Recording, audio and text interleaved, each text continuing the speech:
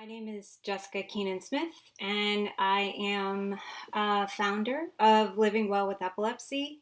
Living Well with Epilepsy was started in 2009, and it's an online resource. I was diagnosed myself with epilepsy back when I was 12, and that's we're looking at over 30 years ago. So I've been a member of this community for a long, long time. A while back, I decided it was time to put together an online resource that would engage not just people living with epilepsy, but also people, caregivers and people affected by epilepsy, and also researchers and healthcare workers. I wanted it to be kind of a place that people could tell their stories, but also get information out there that really needed to have their voice amplified.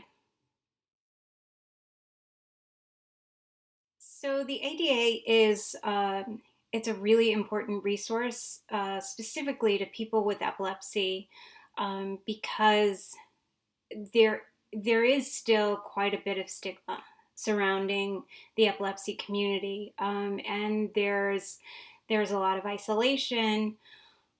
People are hesitant to go outside to talk about their epilepsy, and add to that.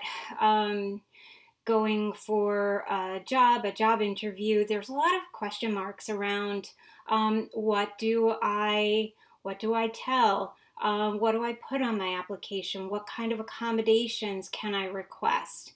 And what resources are there that are out there for me?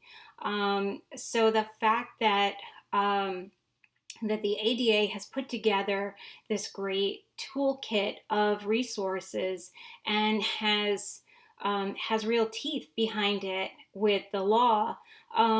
It's a really, really important resource that people need to be aware of. People need to also understand that they don't need to, in an interview situation, um, always divulge that they have epilepsy. It's not required here in the United States, and it's plainly outlined in the language of the ADA, and epilepsy is covered under the ADA. This is an important fact that a lot of people, especially newly diagnosed, don't don't realize. So if you're diagnosed in your college years, if you're diagnosed in your 20s and 30s, if you're diagnosed in your 50s, you may not realize that there can be accommodations that are made for you, or that there are resources that are out there, and that you're not alone, but there's also this legal resource. Years ago, I had just had my daughter.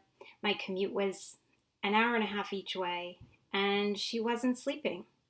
And so I was commuting back to work and ended up having a seizure in the office. Now, that would have been a scenario where I could have requested reasonable accommodation of my direct supervisor or HR, whatever felt right.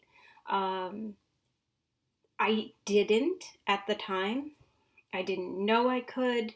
I was probably not equipped to handle it, but that would have been a scenario where I could have requested reasonable accommodation.